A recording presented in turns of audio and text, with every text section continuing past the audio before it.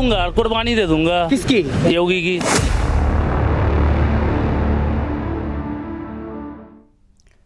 नमस्कार, सुदर्शन टीवी देख रहे हैं आप और मैं आपके साथ आशीष प्रमोद गोस्वामी।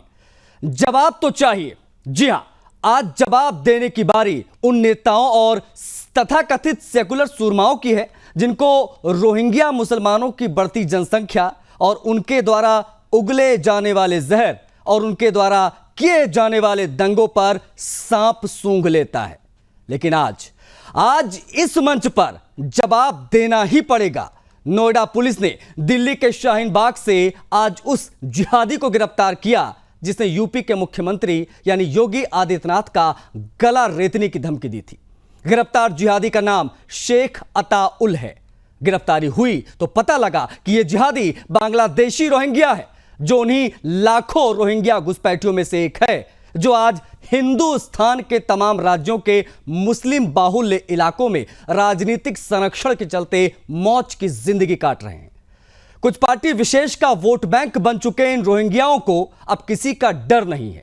ये कुछ नेताओं और सत्ताधारी पार्टियों के संरक्षण के बलबूते ही यूपी के मुख्यमंत्री तक को गला रेतने की धमकी देने से नहीं चूकते। बाकी आप खुद अंदाजा लगा सकते हैं कि ऐसे जिहादी रोहिंग्या मुसलमानों से हिंदुस्तान का एक आम हिंदू कितना सुरक्षित होगा। और यही नहीं, ऐसे कई सुलगते सवाल हैं जो आज सुदर्शन टीवी यहां पूछने जा रहा है। कौन से वो सुलगते सवाल? देखिए, घुसपैठी जिहादियों का रखवाला आखिर कौन है? ये सवाल कई वर्षों से मुंह बाए खड़ा है लेकिन जवाब अब तक नहीं मिला। अगला सवाल, दिल्ली को दीदी का बंगाल बनाने का षड्यंत्र रचा जा रहा है क्या? क्योंकि जैसे बंगाल में हालात वैसे अब दिल्ली में बनते दिखाई दे रहे हैं। घुसपैठियों को कौन भारत का नागरिक इतने आसानी से बना दे रहा है? किसका संरक्षण है? वोट बैंक के लालच में जिहादियों को कौन संरक्षण दे रहा है? एक ये बड़ा सवाल है। इसका जवाब आज इस मंच पर हम लेंगे। दिल्ली का शाहीन बाग घुसपैठियों का अड्डा कैसे बनता जा रहा है? इन तमाम सवालों का आधार बनाकर सवाल जवाब करेंगे। लेकिन इस सिलसिले की शुरुआत करें उससे पहले इस विषय से जुड़ी एक छोटी सी रिपोर्ट आपको दिखाएंगे। सोशल मीडिया सेल के प्रभारी को social media platform x account पर एक वीडियो वायरल होता दिखाई दिया था। उस वीडियो को देखने पर ज्ञात हुआ कि उसमें हमारे देश के संवैधानिक पद पर रहते हुए एक जननेता के बारे में अवैध टिप्पणी की जा रही है, धार्मिक भावनाओं को उज्जवल के लिए बातें की जा रही है, सांप्रदायिक बातें की जा रही है, वैमनस्यकारी बातें की जा रही है। इसकी इस वीडियो के आधार पर एक FIR थाना क्षेत्र 45 पर पंजीकृत किया गया एवं घटना के अनावरण के लिए एक टीम लगाई गई। इसके पश्चात एक व्यक्ति शेख अताउल्ला नाम के व्यक्ति को यहां से नोएडा के सेक्टर 39 थाना क्षेत्र से गिरफ्तार किया गया। पूछताछ से ज्ञात हुआ, उसके द्वारा बताया गया कि वो मूल रूप में बांग्लादेश का रहने वाला है। कुछ वर्षों की पूर्व आकर के वहां मालदा में बसा था, वहां से फिर वो दिल्ली आ गया था जहां वो शाहीन बाग में रह रहा था। ये शातिर किस्म का, शातिर मानसिकता का आदमी है। इसके पास कुछ आपत्तिजनक वस्तुएं बरामद हुई हैं। इसके पास से एक तमंचा बरामद हुआ है। इस गिरफ्तार कर हम लोग वैधानिक कार्रवाई सुनिश्चित कर रहे हैं। रिपोर्ट के मुताबिक तो हिंदुस्तान में इन जिहादियों का रखवाला कौन है? संरक्षण इन्हें कौन दे रहा है? इन रोहिंग्या मुसलमानों को वोट बैंक बनाकर कौन सियासत खेल रहा है? क्योंकि सवाल अब उठ रहे हैं। सवाल इसलिए उठ रहे हैं क्योंकि ये जो धमकी का बांग्लादेशी कनेक्शन आप देख रहे हैं, इससे सीधे सीधे तार जुड़े हैं योगी आदित्यनाथ को दी जाने वाली धमकी से। जो रिपोर्ट अभी आपने देखी उसी को आधार बनाकर सवाल जवाब की शुरुआत करेंगे। मेहमानों से आपका तारुफ करा देते हैं, उसके बाद में उनसे सवाल जवाब की हम शुरुआत करेंगे क्योंकि जवाब तो चाहिए। मुद्दा बड़ा है, जवाब की उम्मीद। हमारे साथ बीजेपी नेता खेमचंद शर्मा जी कनेक्ट है, उनसे हम बातचीत करेंगे, पक्ष जानेंगे कि आखिर कैसे इनकी सरकार में इस प्रकार की चीजें हो रही हैं। कांग्रेस प्रवक्ता हैं आदेश भारद्वाज जी, कांग्रेस के प्रवक्ता से भी पूछेंगे। समाजवादी पार्टी के प्रवक्ता अशोक यादव हमारे साथ कनेक्ट है, उनसे भी बातचीत करेंगे। हमारे साथ आम आदमी पार्टी के नेता हैं अमित शर्मा, दिल्ली में चुनाव है और अमित जी से भी बातचीत करेंगे, समझने की कोशिश करेंगे कि आखिर दिल्ली में शाहीन बाग में रहने वाला एक बांग्लादेशी रोहिंग्या कैसे उत्तर प्रदेश के मुख्यमंत्री योगी आदित्यनाथ की गला रेतने की धमकी दे सकता है और दे रहा है। जवाब लेंगे इनसे। राजनीतिक विश्लेषक हैं सुरेंद्र स्वामी जी, उनसे भी बातचीत करेंगे और अजय गौतम साहब हैं हिंदू धर्मगुरु, उनसे भी बातचीत करेंगे, समझेंगे कि किस प्रकार से स्थितियां जो हैं वो बिगड़ी हैं पिछले कुछ वर्षों में इन रोहिंग्या घुसपैठियों की वजह से। शुरुआत बीजेपी नेता खेमचंद शर्मा जी के साथ करेंगे। खेमचंद शर्मा जी, शुरुआत मैं आपसे इसलिए कर रहा हूं क्योंकि केंद्र में 10 सालों से आपकी सरकार है और आप ही के पार्टी के मुख्यमंत्री हैं योगी आदित्यनाथ, उन्हीं को जान से मारने की धमकी एक रोहिंग्या मुसलमान, एक जिहादी दे रहा है। आपसे सीधा सवाल, आखिर इन जिहादियों का, इन घुसपैठियों का रखवाला अपने देश में कौन है जो इनको संरक्षण देता है? और ये बांग्लादेश से ऑल द वे हिंदुस्तान आते हैं, यहां आधार कार्ड बनाते हैं, यहां रहते हैं, यहां खाते हैं, यहीं मौज काटते हैं और हमारे ही नेताओं को, हमारे ही लोगों को दहशत देते हैं। नमस्कार, जय श्री राम। देखिए, जो ये बांग्लादेशी हैं रोहिंग्या, ओवर द टाइम कई साल से भारत में आ रहे हैं और विशेषकर यूपीए के टाइम में, यूपीए से पहले बहुत सारी संख्या में ये लोग आए और यहाँ पे बसे।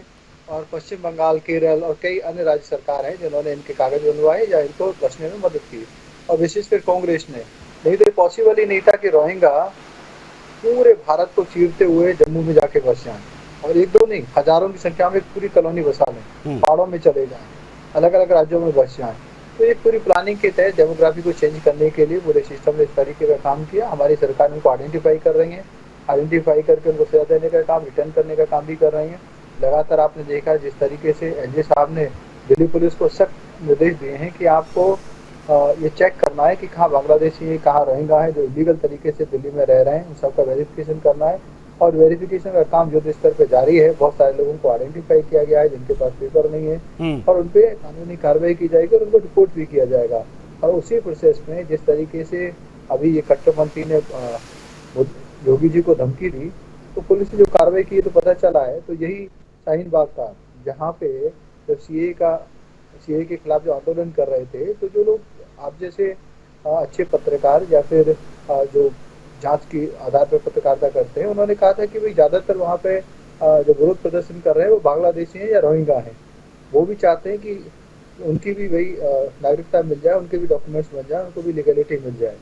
अदरवाइज भारतीय मुसलमानों को इससे कोई परेशानी नहीं है। तो ये बात इन इंसिडेंट से साफ हो रही है। नहीं, खेमचंद जी, ये सवाल इसलिए महत्वपूर्ण यहाँ हो जाते हैं क्योंकि जब सूबे के मुख्यमंत्री को ये लोग धमकी देते हैं कि बिस्मिल्लाह करके गला रेत देंगे इनका, तो हम क्या उम्मीद करें? आम जनता, एक आम हिंदू जो हिंदुस्तान में रहता है, हम और आप कितना सुरक्षित खुद को महसूस करें दिल्ली में? क्योंकि राष्ट्रीय राजधानी में अगर इस प्रकार की चीज़ें हो रही हैं, सवाल तो यहाँ पर उठेंगे। आम आदमी पार्टी के नेता हैं अमित शर्मा, जो भी हमारे साथ इस वक्त हैं, उनसे भी बातचीत करेंगे। खेमचंद जी, उनका रिएक्शन लेते हैं, उसके बाद में आदेश भारद्वाज जी, मैं आपका रुख करूंगा।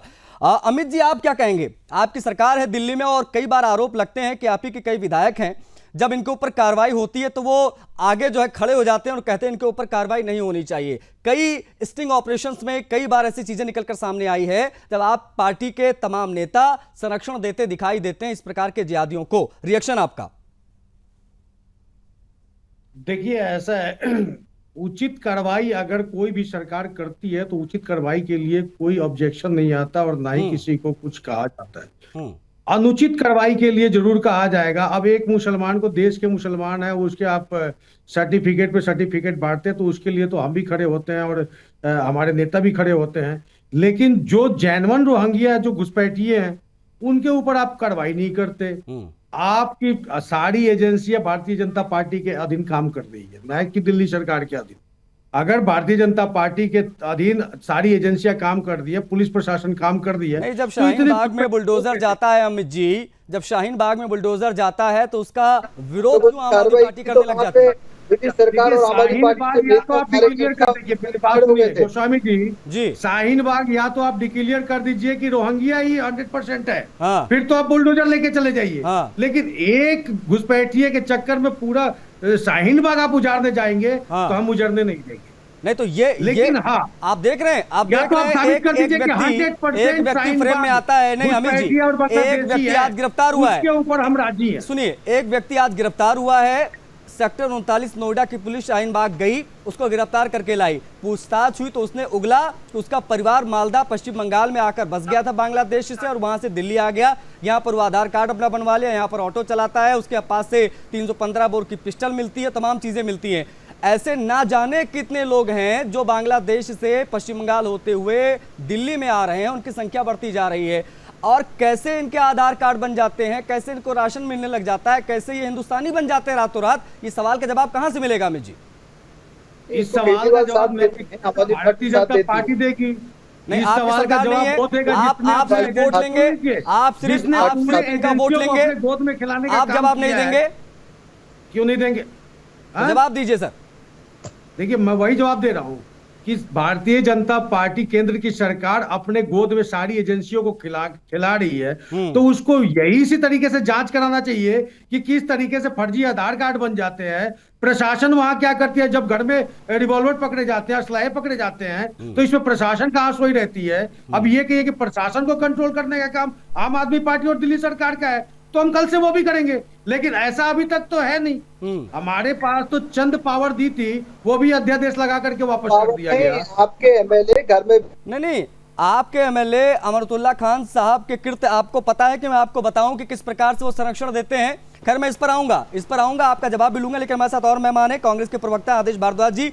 आदेश भारद्वाज जी, आप किस प्रकार से देखते हैं बढ़ते रोहिंग्याओं के आंकड़े को, इन घुसपैठियों को, इन जिहादियों को? आप क्यों एनआरसी की मुखालफत करते, क्यों नहीं चाहते कि एनआरसी लागू हो और ये लोग चिन्हित हो और इन लोगों को वापस वहीं भेजा जाए जहां से आए हैं? क्योंकि हमारे संसाधनों का ये लोग इस्तेमाल करते हैं और हमारे ही नेताओं को, हमारे ही लोगों को धमकियां देते हैं, असलहा लेकर लहराते हैं ये लोग तमाम क्षेत्रों में। इनकी संख्या बढ़ रही है जो चिंताजनक है। जवाब आपका चाहूंगा इस पर, आदेश जी। आशीष जी, इसका जवाब गृह मंत्री देंगे कि बीएसएफ बॉर्डर सिक्योरिटी फोर्स आज किसके पास है, कहां से ये लोग आ जाते हैं। मनमोहन सिंह की सरकार 2004 से 2014 तक थी, हमने 87,000 कुछ लोगों को वहां पे डिपोर्ट किया। ये बताएं कि 10 साल में इन्होंने कितने लोगों को डिपोर्ट किया है। तो ये सरकार जो है सिर्फ जिस राज्य में चुनाव होगा उसी राज्य के अंदर जाके वहां का हिंदू खतरे में आ जाएगा, वहां पे इस तरह के जिहादी बातें करेंगे। लेकिन मैं एक बात की नहीं, तो ये आपको क्या लग रहा है सर कि ये जो बातें होती हैं जिहादियों की, रोहिंग्याओं की, हवाबाजी होती है, आपको नहीं लगता है जो आंकड़े हम दिखा रहे हैं स्क्रीन पर कि कहां से कहां तक इनका आंकड़ा पहुंच गया है, क्या ये सारे आंकड़े गलत हैं? क्या आप इनको झुठला रहे हैं? निष्पक्ष जांच हो, ऐसी बहुत सारी धमकियां रोज दिल्ली में स्कूलों को आ रही हैं, उनकी भी निष्पक्ष जांच हो। अरे आप रोहिंग्या पे रहिए ना जी, आप आदेश जी, आप पहले इस पर जवाब दीजिए, आप इस पर जवाब दीजिए पहले आदेश जी कि इन रोहिंग्या मुसलमानों को, इन जिहादियों को, इन घुसपैठियों को संरक्षण कौन दे रहा है? किससे जवाब लेना चाहिए? किस प्रकार से इनके आधार कार्ड बन जाते हैं, स्थानीय नेता इनको सपोर्ट करते हैं? जवाब लेना चाहिए, गृह मंत्री की ड्यूटी है कि देश सुरक्षित हाथों में रहो, या तो कहीं गृह मंत्री के मेरे ये जो आंकड़े झारखंड, पश्चिम बंगाल, दिल्ली, असम में बढ़े हैं, कांग्रेस पार्टी की कोई जिम्मेदारी नहीं है। जब एनआरसी की बात सरकार करती तो सबसे पहले हाय तौबा कांग्रेस पार्टी मचाती है, लेकिन जब आंकड़े हम पेश करते उस पर आप लोग जवाब नहीं देते। सारा इंटेलिजेंसी है, वो सारी चीजों का दुरुपयोग करते हैं राजनीतिक दलों को परेशान करने के लिए, उनको प्रताड़ित करने के लिए, गैर लोकतांत्रिक कार्य करने के लिए। लेकिन ये लोकतांत्रिक कार्य भी तो करें कि देश में घुसपैठियां ना बढ़ जाए।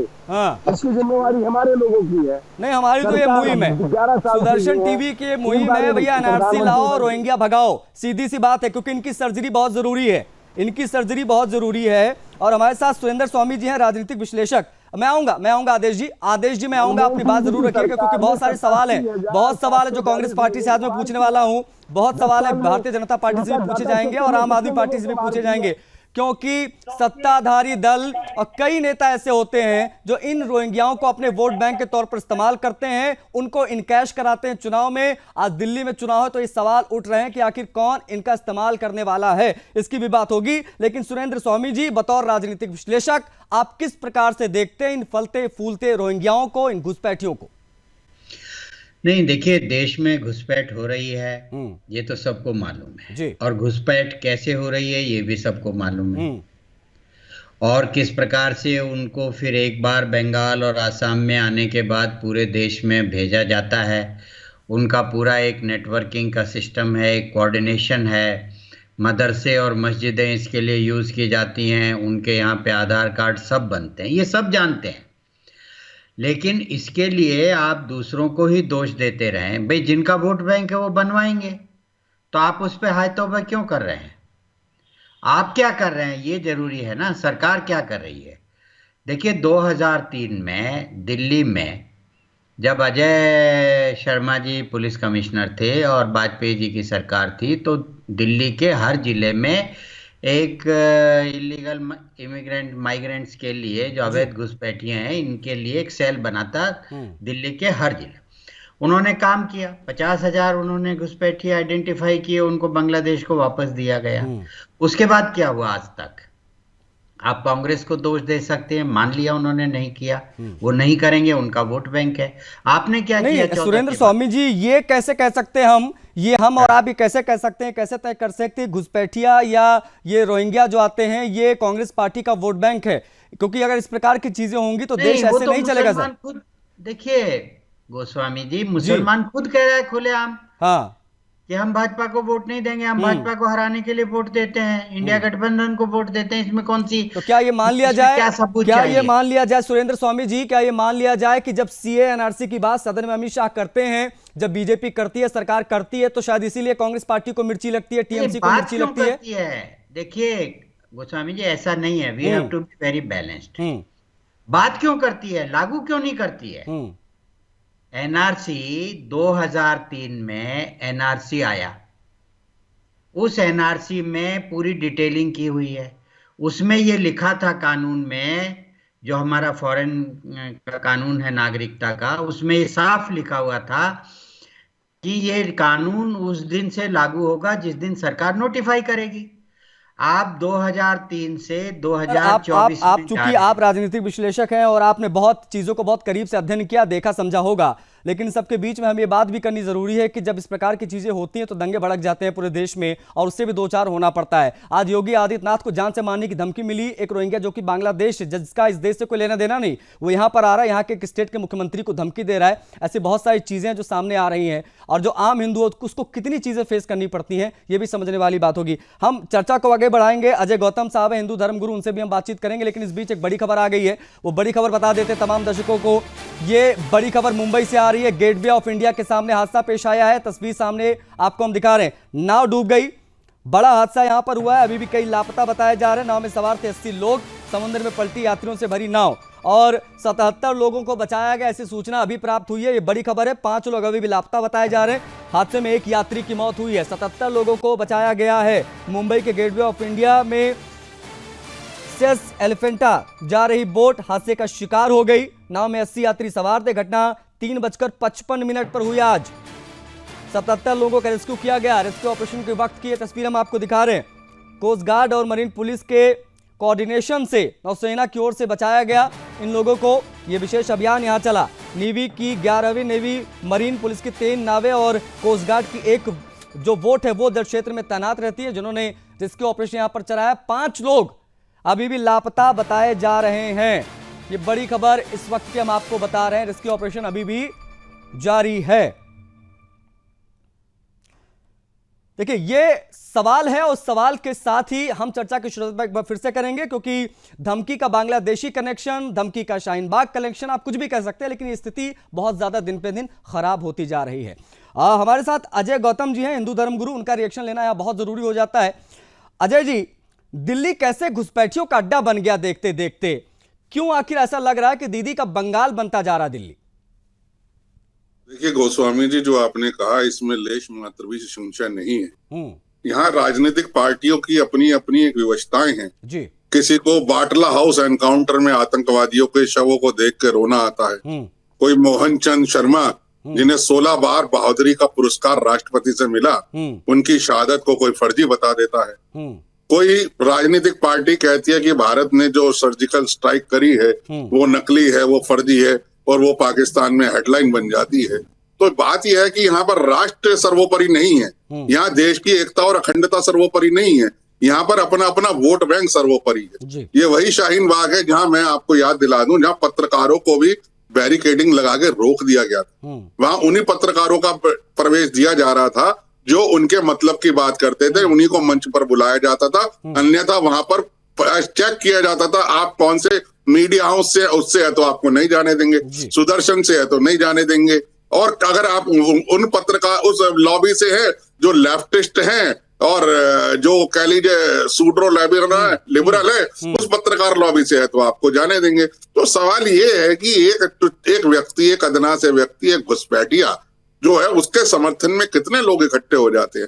आखिर उसको हिम्मत यहाँ से कहां से मिलती है कि वो देश के संवैधानिक वर्ष पर बैठे सबसे ताकतवर व्यक्ति एक सूबे के मुख्यमंत्री को कहता है कि वो उसकी कुर्बानी कर देगा, बिस्मिल्लाह पढ़ के कुर्बानी कर देगा। बिल्कुल भूल गया कि वो बांग्लादेश में जब क्या होता हुआ बनवाने में किस देश का सबसे बड़ा हाथ था? भूल गया क्या मुजफ्फरनगर? भूल गया क्या गुजरात? तो सवाल ये है कि जब तक राजनीतिक पार्टियों के लिए देश और देश की एकता अखंडता सेकेंडरी रहेगी और वोट बैंक उनकी प्राथमिकता रहेगा, तब तक गोस्वामी जी इस तरीके का आप देखिएगा, कोई फिलिस्तीन का झंडा लेके पार्लियामेंट में जाएगा, कोई बैग लेके जाएगा जो कोई जय फिलिस्तीन बोलेगा, लेकिन जय हिंद वंदे मातरम बोलने में इनको शर्म आएगी। बिल्कुल, और ये सवाल इसलिए उठ रहे हैं आज कि आखिर ये सिचुएशन देश में क्यों बनी? क्या वोट बैंक की भूख इस प्रकार की चीजें नेताओं से करा रही है क्या? ये सवाल उठ रहे हैं क्योंकि पश्चिम बंगाल में जो स्थिति हम देखते हैं, उसके बाद में जब दिल्ली को हम पश्चिम बंगाल बनते देख रहे हैं तो सवाल कई उठेंगे। हाजी नाजिम साहब हैं हमारे साथ, कनेक्ट हो गए, उनसे बातचीत करेंगे, मुस्लिम स्कॉलर हैं। नाजिम जी, मेरी आवाज़ अगर आप तक पहुंच रही है तो मैं आपसे समझना चाहूंगा, बतौर भारतीय मुसलमान आपके लिए देश पहले है कि आपका धर्म पहले? आप कैसे, जैसे ओनली बिकॉज कि बांग्लादेश से कोई मुसलमान आ रहा है रहने के लिए, आप लोग उसको संरक्षण दे देंगे, रहने के लिए अपने बगल में ठिकाना दे देंगे और आपके ही देश के नेताओं को धमकाएगा, गला रेतने की धमकी देगा? सीधा सवाल, मुस्लिम स्कॉलर हैं आप, मैं चाहूंगा कि आप सीधा जवाब दें। हाजी नाजिम साहब।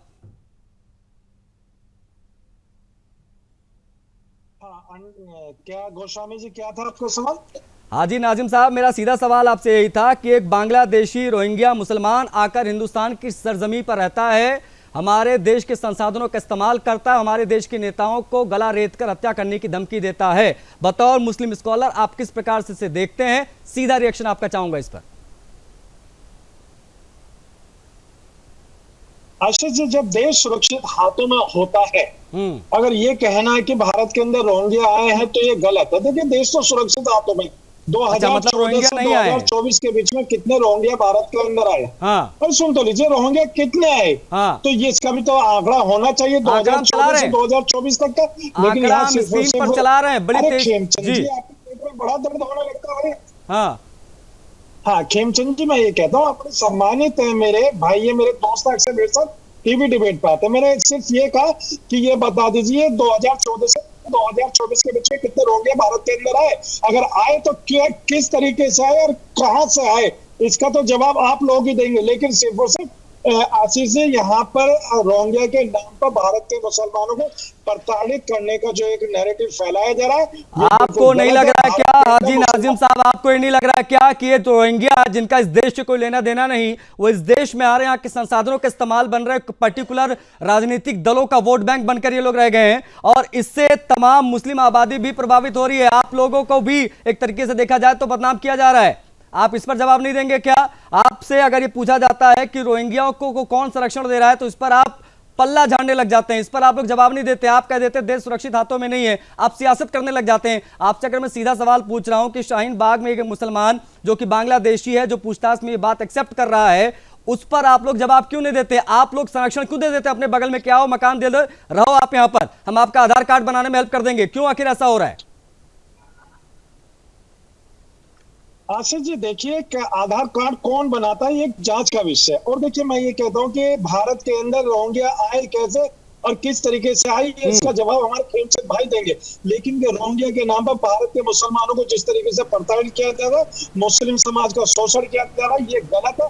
और एक चीज हो रहा है, जिस तरीके से यहाँ पर मुसलमानों के नाम पर जो एक नैरेटिव फैलाया जा रहा है, पूरे देश के अंदर एक नफरत का माहौल पैदा करा जा रहा है। अरे तो आप एक बार ये कह देते हैं नाजिम साहब कि मुसलमान डरा हुआ है, मुसलमान खतरे में है। अरे भैया, उत्तर प्रदेश के मुख्यमंत्री योगी आदित्यनाथ को धमकी दे रहा है एक जिहादी, उस पर आप कुछ नहीं कहेंगे क्या? उस पर जवाब दीजिए भैया। वो धमकी उत्तर प्रदेश के मुख्यमंत्री को दे सकता है तो हम और आप कितने महफूज हैं इस देश में, कितने सुरक्षित हैं? वो तो किसी का गला रेत देगा जिहादी। उत्तर प्रदेश हाजी नाजिम साहब तो रोहिंग्या जिहादी मंच के खुद एक्टिव मेंबर हैं। बोलिए हाजी जी। हाजी नाजिम, ये तो सिंपैथाइजर हैं उनके रोहिंग्याओं के। एक्टिव मेंबर बताए, उसके संरक्षक, और सुन लीजिए, उसके संरक्षक जो है अजय गौतम जी है, रोहिंग्या के संरक्षक। अच्छा, तो ये मुझे बताने में बिल्कुल हाजी नाजिम खान साहब क्या है? हाजी नाजिम खान साहब क्या है? रोहिंग्या जिहादी मंच, रोहिंग्या जिहादी मंच हाजी नाजिम खान साहब, हाजी नाजिम खान साहब एनआरसी का समर्थन करते हैं क्या? हाजी नाजिम खान एनआरसी का समर्थन करते हैं क्या? जवाब दीजिए इस पे।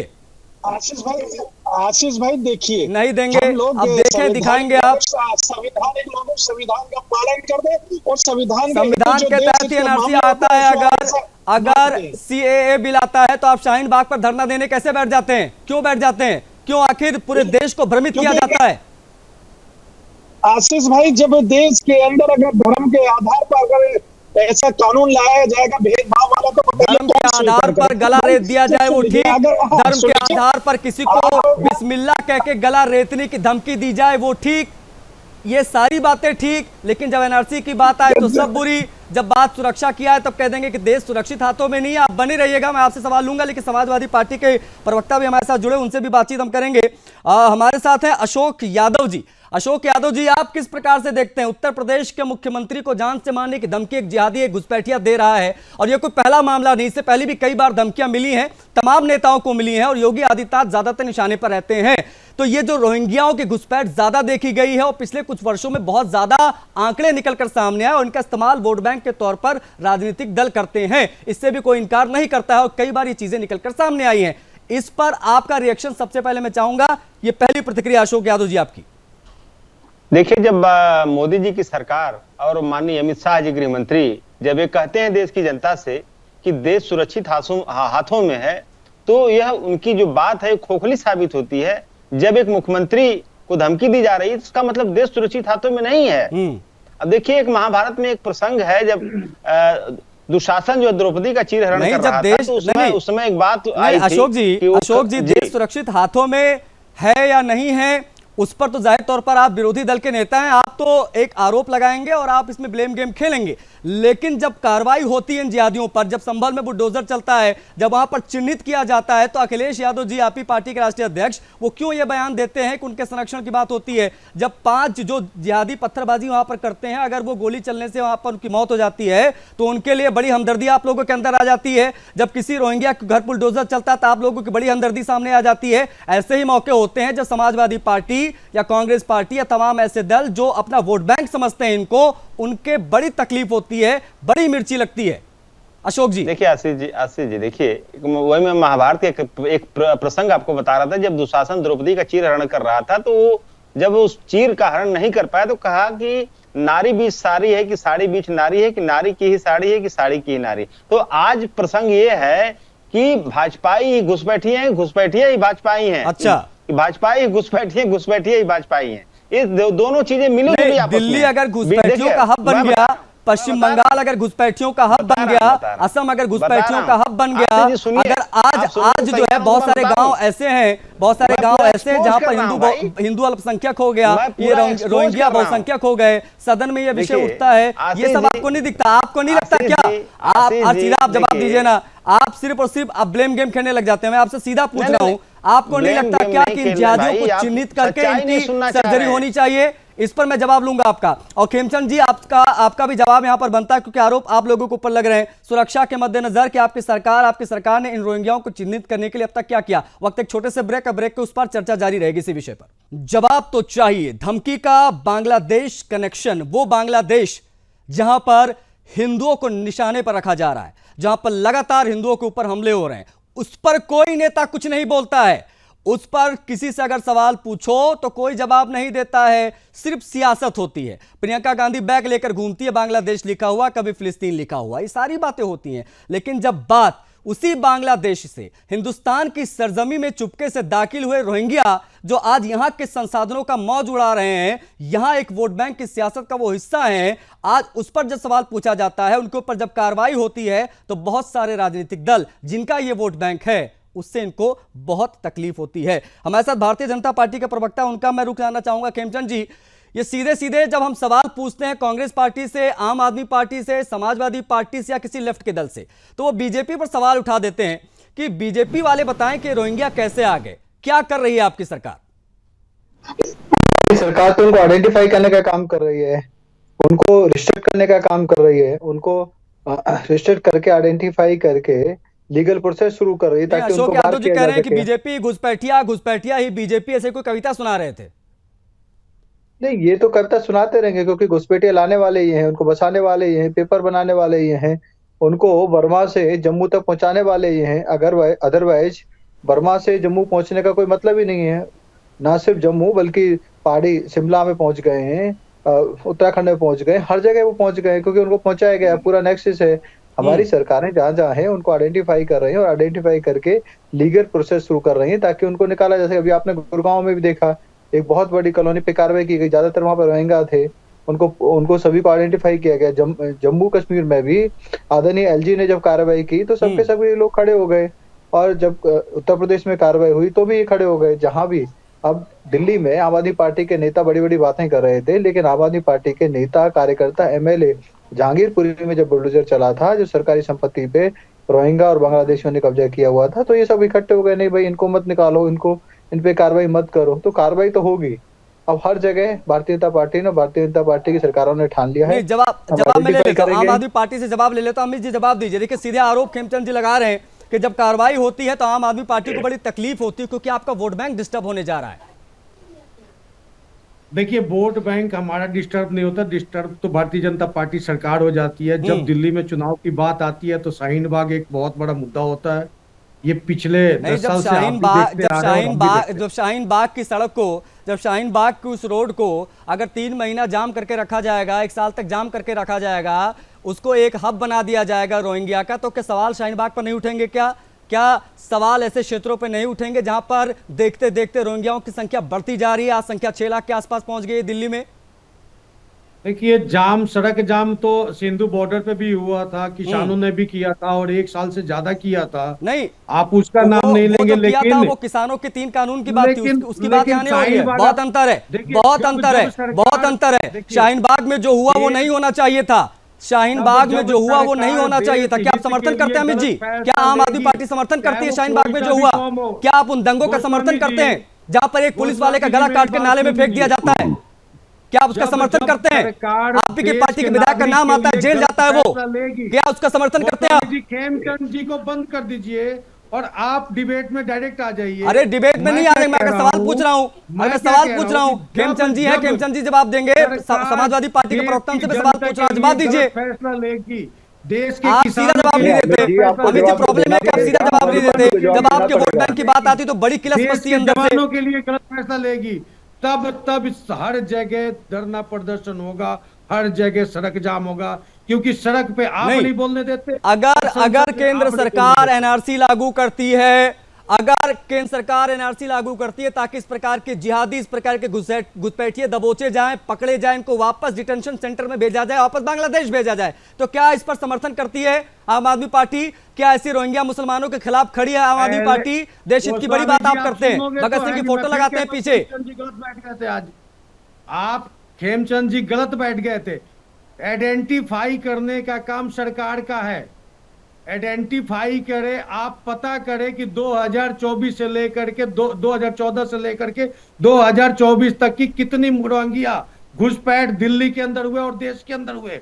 आइडेंटिफाई करने का काम गृह मंत्री का है। आइडेंटिफाई होते हैं, आइडेंटिफाई भी होते हैं, कार्रवाई भी होती है, डिटेंशन सेंटर में भेजे जाते हैं। जब असम में एक्शन करते हैं हिमंता बिस्वा शर्मा, तो आम आदमी पार्टी के नेता विरोध क्यों करते हैं? इसका जवाब कौन देगा? देखिए हेमंत बिस्वा शर्मा आज आपको बड़े अच्छे क्रीम लग रहे हैं, लेकिन जब हेमंत बिस्वा शर्मा हमारे दूसरी पार्टी का मुख्यमंत्री हुआ करते थे तो उस समय आपको भी चुप रहते। बात राजनीति की नहीं है, बात गोस्वामी जी जहां जहां, चाहे महाराष्ट्र में हो, हरियाणा में हो, पंजाब में हो, गुजरात में हो, दिल्ली में हो, यूपी में हो, देश की किसी भी आदेश भारद्वाज जी, नहीं मैं समझ गया, आप बस इधर उधर घुमाएंगे, आप मुद्दे पर नहीं आएंगे। आप एनआरसी सीए की जब बात होती तब आप कुछ नहीं बोलते हैं। आज इस प्रकार से संख्या रोहिंग्याओं की बड़ी है, आखिर किसको वोट बैंक की भूख है ज्यादा? वोट बैंक की भूख किसको ज्यादा है? मैं ये सवाल कांग्रेस पार्टी के प्रवक्ता से समझना चाहूंगा। आदेश जी आप बताइए, क्यों ना कहा जाए, आदेश जी क्यों ना कहा जाए कि वोट बैंक की भूख है जो आज अपने देश में इस प्रकार से घुसपैठिए आ रहे हैं, रोहिंग्या आ रहे हैं और अपने ही सूबे के मुख्यमंत्री को जान से मारने की धमकी दे रहे हैं, गला रेतने की धमकी दे रहे हैं। आशीष जी, हमने बड़े साफ शब्दों में कहा कि जिस भी व्यक्ति ने इस तरह की धमकी दी है हम उसकी निंदा करते हैं। सारी पुलिस प्रशासन बीजेपी के जिस पास भी व्यक्ति है, ने नहीं, आदेश जी पहले तो मैं स्पष्ट कर दूं, ये जिस भी व्यक्ति नहीं है, ये एक रोहिंग्या है जिसका परिवार पश्चिम बंगाल के मालदा में रहता है। वो दिल्ली में आकर घुस गया, दिल्ली में रहता है, दिल्ली में मौज उड़ाता है, हमारी आपकी तरह जीवन जीता है। उसके पास से हथियार मिले हैं, उसके पास से पिस्टल मिला है, चाकू मिला है, और अभी पुलिस तो ये जांच कर रही है कहीं ये धमकी थी या वाकई में योगी आदित्यनाथ का गला रेतने की तैयारी में था। अरे भाई, कल को आपका गला रेत दे कोई, कल को कांग्रेस पार्टी के किसी नेता का गला रेत दे कोई रोहिंग्या, तब क्या कीजिएगा? वहाँ पे भाईचारे को खत्म करना है। अगर बिहार में चुनाव होता तो रोहिंग्या बिहार में पकड़ा जाता, दिल्ली में नहीं पकड़ा जाता। कानून से चलेगा, देश कानून अच्छा, से ऊपर। मतलब ये मैं बड़ा हैरान हो जाता हूँ, ये मैं बड़ा हैरान हो जाता हूँ, कब्जे में लेके नहीं, ये मैं बड़ा हैरान हो जाता हूँ जब ये बात होती है। नहीं अजय गौतम जी, कहने देने से किसानों को देशद्रोही कहा गया। नहीं अजय गौतम जी, नहीं देखिए आदेश जी, आप मेरी बात समझिए। जब बात होती है रोहिंग्या से, जब बात होती है रोहिंग्या की, घुसपैठियों की, जिहादियों की, तो आप पहुंच जाते हैं किसानों को लेकर, क्योंकि वो शील्ड का काम करती है आपके लिए। आप सोचते हैं कि उसमें किसानों को लेकर आ जाएंगे, किसानों को देशद्रोही कहते हैं बीजेपी के लोग, फलाना ढिमकाना कह के आप इन जिहादियों को बचा नहीं सकते। इस प्रकार से डिफेंस मत करिए, इस प्रकार से डिफेंस मत करिए, एक्सपोज हो जाते हैं आप स्क्रीन पर। आदेश जी, इस प्रकार से डिफेंड मत करिए इन रोहिंग्याओं को, इन जिहादियों को। अगर एनआरसी सरकार लेकर आती तो क्या कांग्रेस पार्टी समर्थन करती है? बोलेंगे आप इस पे कुछ? सर्वोपरि है, जिन व्यक्तियों के हाथ में सरकार है, देश है, उनकी जिम्मेवारी है। वो फेलियर है, वो सरकार निकम्मी और नकारा है, वो सरकार बदलनी है देश के लोगों को। अजय गौतम जी, कांग्रेस को, समाजवादी पार्टी को, आम आदमी पार्टी को, इन लोगों को, अजय गौतम जी, इन लोगों को रोहिंग्या, इन लोगों पर जब रोहिंग्या से जुड़ा सवाल पूछा जाता है, घुसपैठियों से जुड़ा सवाल पूछा जाता है, आंतरिक सुरक्षा से सवाल जुड़ा पूछा जाता है, तो किसानों पर क्यों पहुंच जाते हैं? गौतम जी, बोलने का काम करते हैं। देखिए, स्वाभाविक तौर पर जब आप किसी की दुखती रख पर हाथ रखेंगे, अब ये कांग्रेस वाले भाई साहब चुप हो तो मैं कुछ बोलूं। आदेश जी बहुत बोल लिया आपने, और देखिए आप हो गए एक्सपोज। अब आप इस पे चाहे जितना डैमेज कंट्रोल करिए, लेकिन हमारे साथ अजय गौतम जी में हिंदू धर्मगुरु, मैं आपसे समझना चाहूंगा आपके पॉइंट ऑफ व्यू। इस प्रकार के जब सवाल पूछे जाते हैं तो मिर्ची क्यों लगती है इनको? देखिए भाई, स्वाभाविक सी बात है, अगर आप किसी के नजदीकी, किसी के दिल में बसे हुए वोट बैंक को अगर टारगेट करेंगे तो इन्हें मिर्ची लगेगी। अब देखिए ये लगातार बोले जा रहे हैं सर। मैं आदेश जी का ऑडियो डाउन करिए प्लीज, आदेश जी का ऑडियो डाउन करिए, क्योंकि इनकी आवाज स्पष्ट आ भी नहीं और न जाने क्या बोलना चाह रहे हैं। अजय गौतम जी अपनी बात रख लीजिए प्लीज जल्दी से। देखिए मेरी बात सुनिए। अब ये जो बात कह रहे हैं, मैंने कहा, अब जो जिसका प्रिय वोट बैंक है, जो जिनके दिल में बसा हुआ है, जो जिनके लिए उनके लिए सबसे सॉफ्ट है, उनको उनके बारे में बोलेंगे तो इन्हें तकलीफ होगी। अब हाजी नाजिम खान साहब बैठे हैं, अब ये रोहिंग्या के सबसे बड़े पैरोकार हैं, ये खुद स्लीपर सेल हैं, ये खुद जो है उनके एक्टिव मेंबर है रोहिंग्याओं के। अब है तो है, हम क्या कर सकते हैं, लेकिन हम तो फिर भी भाईचारा निभाते हैं। अब ये बार बार किसानों की बात ले आते हैं बीच में। मुझे बताइए, किसान आंदोलन के अंदर अगर ये नारे लगे, मर जा मोदी, मर जा योगी, ये कौन सा किसान आंदोलन है साहब? मुझे बताइए। प्रधानमंत्री मोदी को मारने के आप स्लोगन रेस करोगे, आप कहोगे कि देश में जो रहेगा तो खालिस्तान रहेगा, ये कौन सा किसान आंदोलन है साहब? लाल किले पे चढ़ के हमारे फौज की बहनों बेटियों को, सिपाहियों को तो छोड़िए, जो महिला पुलिस वाले थे उनको डंडे से मार के नीचे खाइयों में फेंका गया। ये कौन सा किसान आंदोलन है भाई साहब? किसान आंदोलन की बात करो तो सब साथ देंगे ना, हम भी साथ में जाकर बैठ जाएंगे।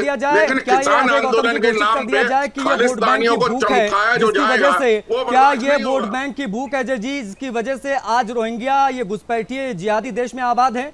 क्या ये मान लिया जाए? देखिए, वोट बैंक की भूख ही नहीं है, राज करने के लिए इनका बस चले तो ये पाकिस्तानियों को भी ले आए बसाने के लिए। ये पाकिस्तानियों को भी वोट देना अलाउ कर दे कि कम से कम जो है एक मैं नाम नहीं लूंगा, एक राजनीतिक पार्टी के बहुत बड़े नेता पाकिस्तान गए थे और वहां जाके वहां की जो नेशनल पार्टी थी उनसे उनका इंटरव्यू चल रहा था। गए थे, बिरयानी भी खाए थे वहां। आप लोग बिरयानी नहीं खाते क्या? आप लोग बिरयानी नहीं खाते हैं क्या अशोक यादव जी? मोदी जी गए थे। आज अगर योगी आदित्यनाथ का बुलडोजर संभल में पहुंच जाता है तो अखिलेश यादव बयान दे रहे हैं। आप लोग इस पर जवाब नहीं देंगे अशोक यादव जी? मैंने बताया अशोक यादव जी, जब आपसे सवाल पूछा जाता है तो बड़ी मिर्ची लग जाती है। नहीं, ये वहां जाके राजनीतिक पार्टी को सुपारी दे रहे थे, आप मोदी को एक हटाइए, फाइनल आपके हाथ रिएक्शन में है। नहीं, ठीक है एक फाइनल रिएक्शन मैं अशोक जी का ले लेता हूं। अशोक यादव जी हैं, समाजवादी पार्टी के प्रवक्ता हैं। अशोक यादव जी, बीच में टिप्पणी आप कर रहे थे, बिरयानी खाने लोग पहुंच जाते हैं, लेकिन जब योगी का बुलडोजर पहुंच जाता है किसी जिहादी के मोहल्ले में, किसी रोहिंग्या के मोहल्ले में, तो वहां पर आप लोगों को मिर्ची क्यों लगने लग जाती है? वहां पर जवाब देते नहीं बनता आपको, वहां पर आपका वोट बैंक ना नाराज हो जाए, इसलिए अखिलेश यादव चुप्पी साध लेते हैं। आशीष जी देखिए, 10 साल से मोदी जी की सरकार है, रोहिंग्याओं को लेकर कितने बयान आपके पार्टी के शीर्ष नेताओं ने दिए? एनआरसी के समर्थन में कितने बयान आपके पार्टी के शीर्ष नेताओं ने दिए? जी का कार्यालय, अमित शाह जी का कार्यालय उनको संरक्षण दे रहा है भाई, भाजपा उनको संरक्षण दे रहे हैं भाई, ताकि उनका इस्तेमाल चुनाव में करेंगे। दिल्ली चुनाव आएगी, दिल्ली में घुसपैठिए दिखा देंगे, बिहार चुनाव आएगा, बिहार में घुसपैठिए दिखा देंगे। ये तो भाजपा दिखा नहीं देंगे, प्रत्यक्ष को प्रमाण की आवश्यकता क्या है अशोक यादव जी? प्रत्यक्ष को प्रमाण की आवश्यकता नहीं है, वो है। मेरे पास समय इतना था, मैं चाहता था कि खेमचंद शर्मा जी इस पर जवाब दे, लेकिन समय मेरे पास इतना ही था। मैं सभी का शुक्रिया करना चाहूंगा, खेमचंद जी, आदेश भारद्वाज जी, अशोक यादव जी, अमित जी, सुरेंद्र स्वामी जी, अजय गौतम जी और नाजिम खान साहब, आप सभी का बहुत शुक्रिया। आप लोग जुड़े, आप लोग इस कार्यक्रम में जुड़े। लेकिन धमकी का बांग्लादेश कनेक्शन, इसे एक लाइन में नहीं समझा जा सकता, इसकी व्याख्या बड़ी जरूरी है, और इस समझना बड़ा जरूरी है कि आखिर कैसे दिन पे दिन इनकी संख्या बढ़ती गई, दिन पे दिन ये फलते फूलते गए, और आज ये वोट बैंक की भूख बन गए हैं। आज तमाम राजनीतिक दल इनका इस्तेमाल करते हैं और इनको फायदा पहुंचाते हैं, क्योंकि ये इनका वोट बैंक है। और इसीलिए आज इस प्रकार के जिहादी, इस प्रकार के मानसिकता के लोग हिंदुस्तान में रहकर हिंदुओं को धमका रहे हैं, एक सूबे के मुख्यमंत्री की बिस्मिल्लाह बोलकर गला रेतने की धमकी दे रहे हैं। जवाब तो चाहिए, में इतना ही, आज्ञा दीजिए, नमस्कार।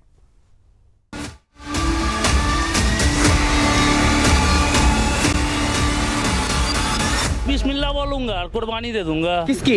योगी की।